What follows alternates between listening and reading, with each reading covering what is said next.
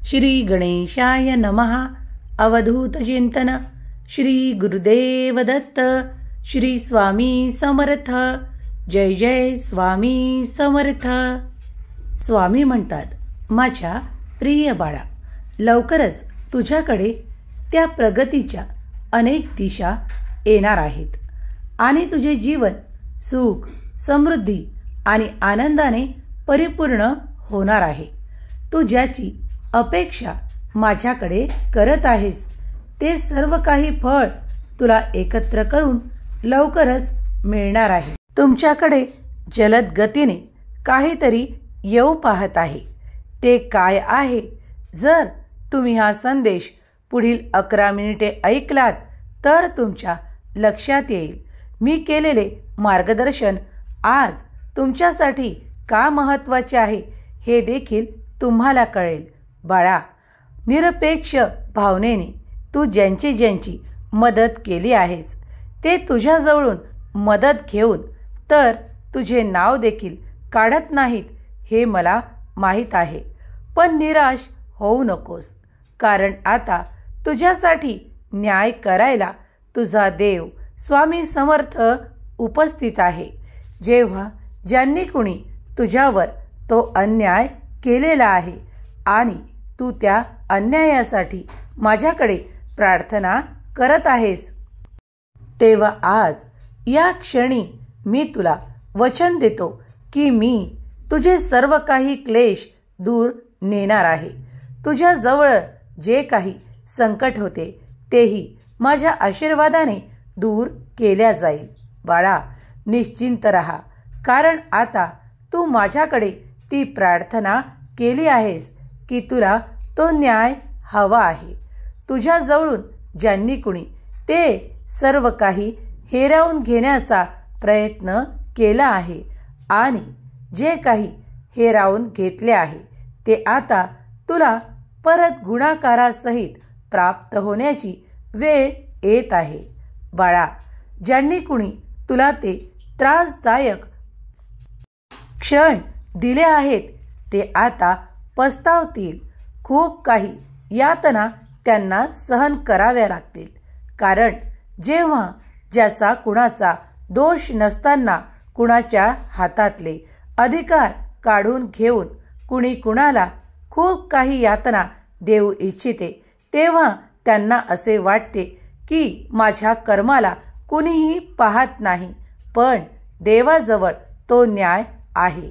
जेव्हा तुम्ही कुणासोबत अन्याय करता तेव्हा देव प्रत्येक क्षणाला तुमचे कार्य पाहत आहे हे विसरू नका. ज्यांनी कुणी तुमचे मन खूप काही दुखावलेले आहे, ज्यांनी त्या तुमच्यावर दोषारोपण करून तुम्हाला काही ठिकाणी खूप काही मनापासून दुखावलेले आहे आणि ज्यांनी कुणी माझ्या बाळांजवळून ते अधिकार हिसकावण्याचा प्रयत्न केला आहे, आता त्यांना त्यांच्या कर्माची फळे भोगण्याची वेळ लवकरच येणार आहे. माझा न्याय त्यांच्यासोबत होणार आहे. जे माझे प्रिय बाळ या संदेशाला मन लावून श्रद्धापूर्वक ऐकत आहेत त्यांच्यासाठी आता त्यांचे ते अधिकार त्यांना प्राप्त होणार आहे. ज्यांनी कोणी त्यांच्याकडून ते हिसकावून घेतले आहे ते त्यांना परत गुणाकारासहित प्राप्त होणार आहे. माझे आशीर्वाद आणि माझे चमत्कार तुमच्या निरंतर कल्याणासाठी आहे. जेव्हा तुम्ही मनापासून ती प्रार्थना करता की तुमच्यासोबत जे काही अन्यायपूर्वक घडले आहे त्यासाठी तुम्ही माझ्याकडे प्रार्थनापूर्वक जे आशीर्वाद मागितले आहेत, आता ते लवकरच तुम्हाला प्राप्त होणार आहे.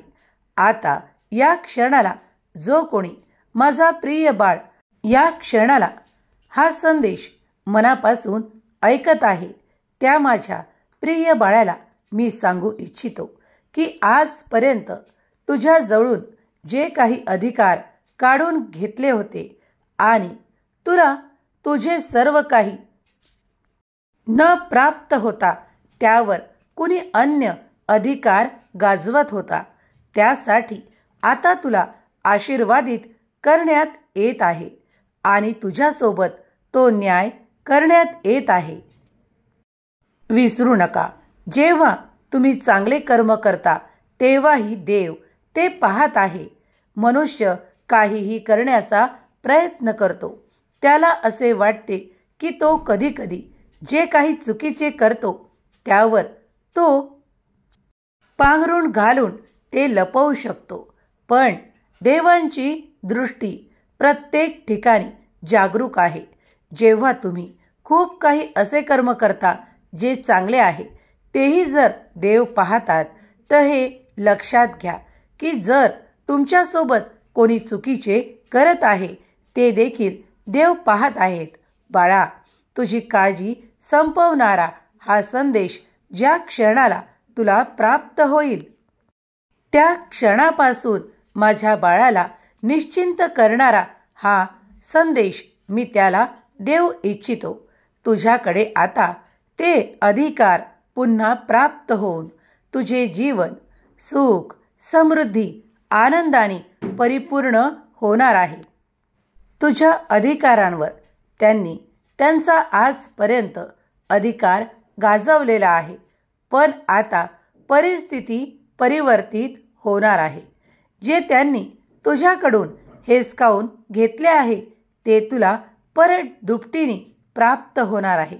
माझे आशीर्वाद आणि माझे चमत्कार आता तू इथून पुढे अनुभव करणार आहेस.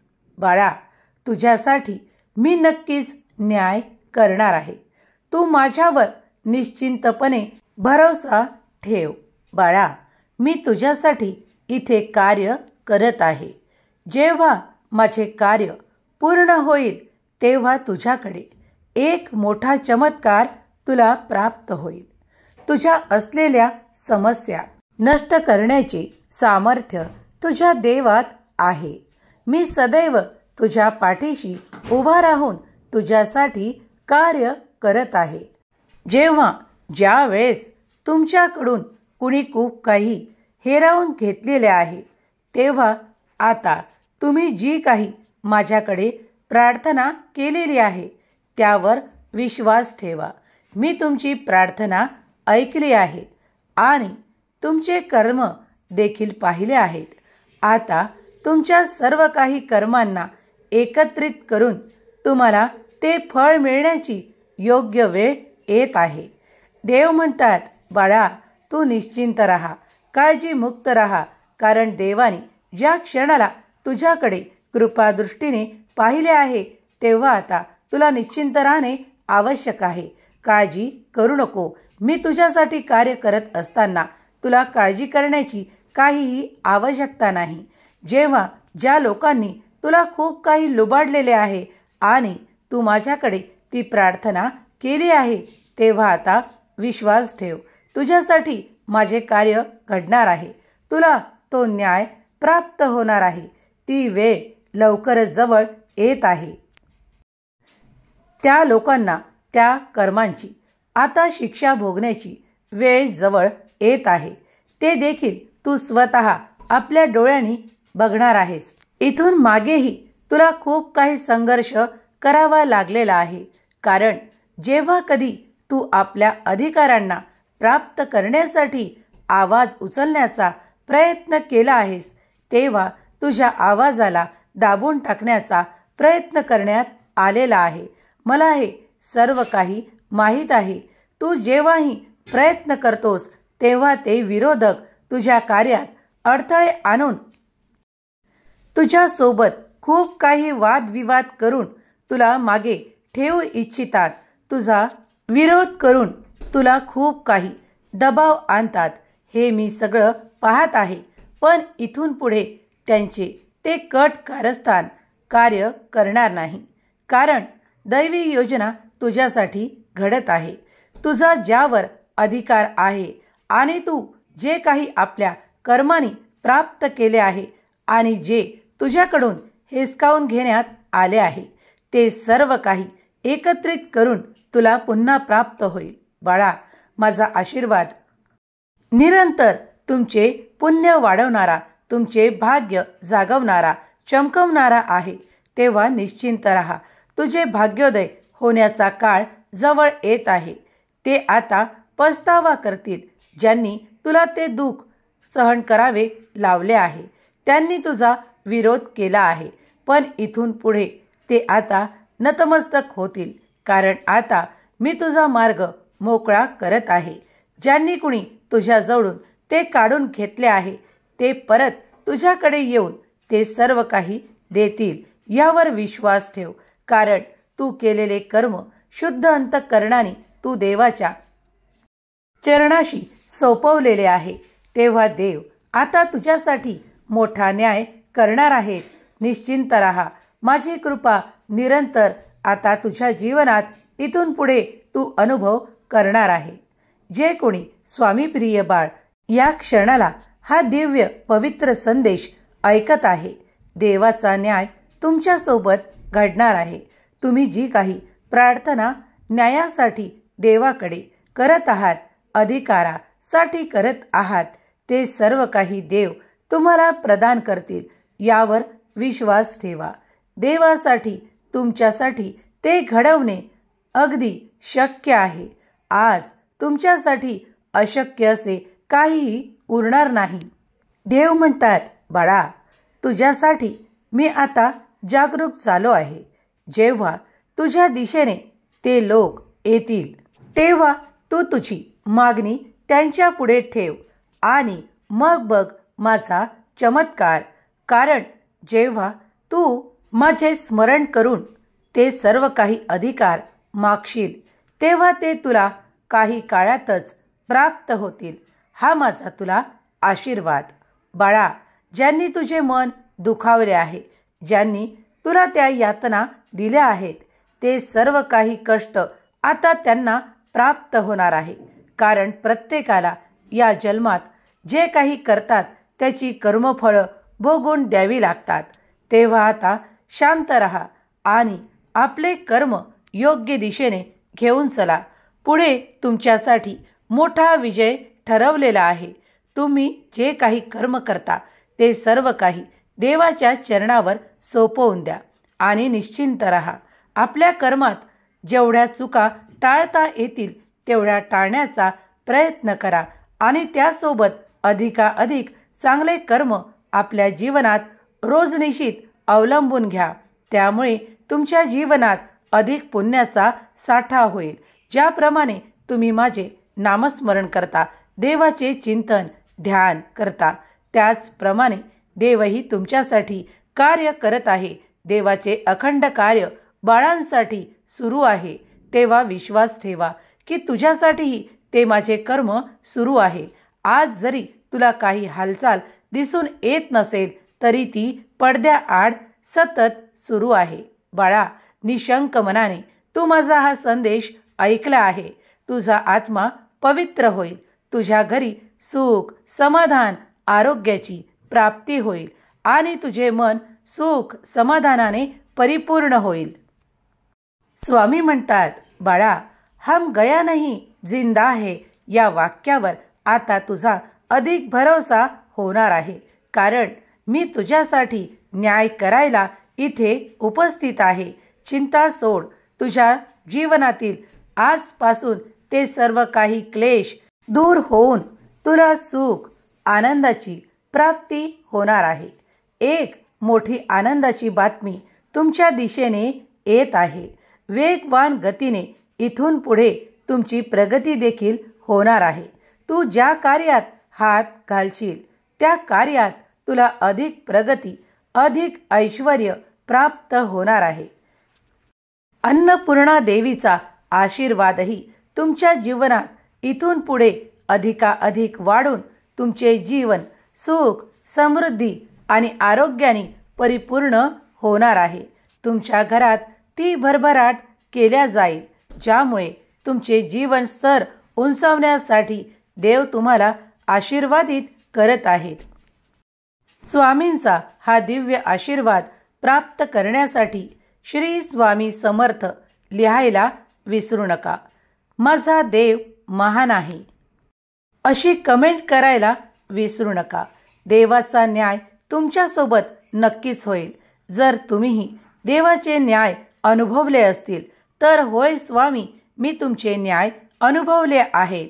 देवाने तुमच्यासोबत वेळोवेळी कठीण काळातून काढून चमत्कार केले असतील तर तुमच्यासोबत ते चमत्कार स्वामींनी दिले असतील तर होय स्वामी, मी तुमचे चमत्कार स्वीकार करतो आणि स्वीकार केले आहेत. त्याचे अनुभव मी माझ्या आयुष्यात केले आहे. तुम्ही स्वामींचे प्रिय बाळ आहात. स्वामींच्या संदेशावर आणि स्वामींच्या चमत्कारावर तुमचा संपूर्ण विश्वास असेल तर होय स्वामी, माझा विश्वास आहे असे लिहायला विसरू नका. देव तुमच्यासाठी सतत कार्य करतील, तुमच्या अडचणी दूर करतील. स्वामी देव तुमच्या सर्व काही इच्छा पूर्ण करतील यावर विश्वास ठेवा. अंतःकरणापासून स्वामीचे नाम जाप करा, भक्ती करा. जी काही सेवा करता ती स्वामींच्या चरणावर समर्पित करा. देवांचे अफाट कार्य आपल्यासाठी सतत सुरू आहे. ते अविरत अखंड सुरू आहे. त्यामुळे आपण आपल्या जीवनात अनंत चमत्कार बघत आहोत आणि सुख आनंद पाहत आहोत. स्वामी माऊली, मी तुमचे प्रिय बाळ अशी कमेंट करायला विसरू नका. स्वामीदेव तुमच्या सर्व काही इच्छा आणि मुलाबाळांना सुखी, समृद्ध आणि आनंदित ठेवत हीच स्वामीचरणी प्रार्थना. केलेली सेवा स्वामीचरणी अर्पण करते. श्री स्वामी समर्थ. जय जय स्वामी समर्थ. श्री स्वामी समर्थ. जय जय स्वामी समर्थ. श्री स्वामी समर्थ. जय जय स्वामी समर्थ. श्री स्वामी समर्थ. जय जय स्वामी समर्थ. श्री स्वामी समर्थ. जय जय स्वामी समर्थ. श्री स्वामी समर्थ. जय जय स्वामी समर्थ. श्री स्वामी समर्थ. जय जय स्वामी समर्थ. श्री स्वामी समर्थ.